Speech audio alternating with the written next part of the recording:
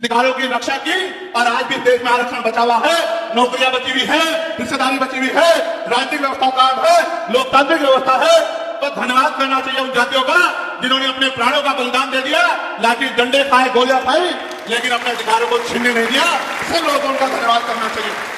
लेकिन दुश्मन का ये षड्यंत्र है और दुश्मन बड़ा समझदार है। दुश्मन जानता है कि 2 अप्रैल 2018 के बाद में ये दलित समाज एकजुट हो गया था। जब दलित समाज एकजुट हुआ तो वो ये सोचने लगे कि इनकी एकता को कैसे तोड़ा जाए। आप और मैं जानते हैं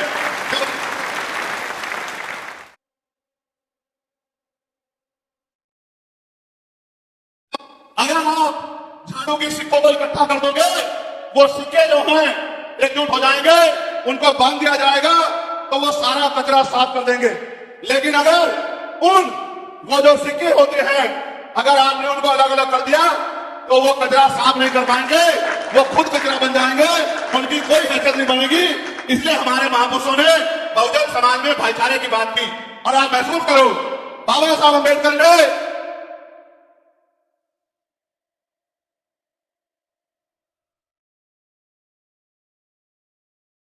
अपने विरोधियों गलियों के खिलाफ संघर्ष भी करना है, अपने अधिकारों के लिए संघर्ष भी करना है। मैं जब देश के बाहर गया तो मैंने देखा कि वो लोग तरक्की कर रहे हैं, उनकी जिंदगी खुशहाल है, उनकी जिंदगी अच्छी बन रही है। लेकिन उनकी जिंदगी तो अच्छी बन रही है, लेकिन 75 साल की आजादी के बाद आज भी भारत में 80% लोग ऐसे हैं जो रोटी कपड़ा मकान से वंचित है, जिनको इज्जत की जिंदगी नहीं मिल रही। तो मैं ये देख रहा था, मुझे बड़ी खुशी हो रही थी। लेकिन जब मैं भारत की तरफ देखता हूं तो बड़ी निराशा हाथ लगती है।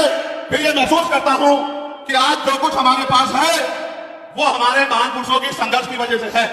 अगर हमारे महान पुरुष संघर्ष नहीं करते तो जो आज हमें मिला है ये भी हमें किसी कीमत में नहीं मिलता। आप जानते हैं, हमेशा आरक्षण के खिलाफ चाहे सुप्रीम कोर्ट हो या मनुवादी दल हो, सब लोगों ने आरक्षण को समाप्त करवाने के लिए एडी चोटी के जोर लगा दिए। और इसका सबसे बड़ा हमला इसमें कब हुआ? जब 10% ईडब्ल्यूएस लागू हुआ। मुझे माफी चाहते हुए कहना है कि हमारे दलों ने भी हाथ उठाए, जो हमारे पूर्व के दल थे उनका समर्थन किया, जबकि वो आरक्षण पे सबसे बड़ा हमला था। अगर उसी दिन हम लोगों ने सड़कों पर निकल के अपनी आवाज को उठाया होता तो किसी की मां ने दूध नहीं पिलाया होता कि वो दोबारा आरक्षण पे हमला करने के बारे में सोच लेता। ये भाजपा के लोग जो सत्ता में बैठे हैं, इन्होंने वोट तो आपसे हमसे ली धर्म के नाम पे, भाईचारे के नाम पे, लेकिन सत्ता में आकर लोग अपने लोगों का काम करने लगे, अपने महापुरुषों की विचारधारा को आगे बढ़ाने लगे और हम लोग रोटी रोटी के लिए मोहताज लोग, जनजाति के शिकार लोग परेशानी की जिंदगी जीने लगे। मैं चाहता हूं कि जो जिंदगी हमारे लोग ऑस्ट्रेलिया में जी रहे हैं, ऑस्ट्रिया में जी रहे हैं, इटली में जी रहे हैं, यूरोप में जी रहे हैं, पूरे अमेरिका में जी रहे हैं, कनाडा में जी रहे हैं, इंग्लैंड में जी रहे हैं, ऐसी जिंदगी की व्यवस्था भारत में भी हो। लेकिन ये तभी संभव है जब राजनीतिक शक्ति हमारे पास हो।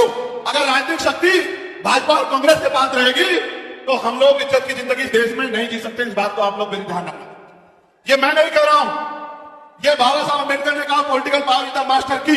राजनीतिक सत्ता वो चाबी है जो आपकी सारी परेशानियों का हल कर देगी। और राजनीतिक सत्ता जिनके पास है, उनके लोग हजारों हजारों करोड़ रुपए लेकर भाग जाते। उनके लोग, उनके पूंजीपतियों के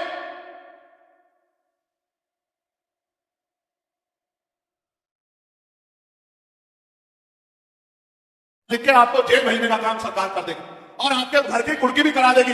आप किसानों का, मजदूरों का हाल देख लो, आप नौजवानों का हाल देख लो, देश में क्या है। तो हमारी सबसे बड़ी मांग ये है, आप समर्थन करके बताना कि आप इस पर सहमत हो या नहीं हो। बताओ, जातिवार जनगणना होनी चाहिए, होनी चाहिए?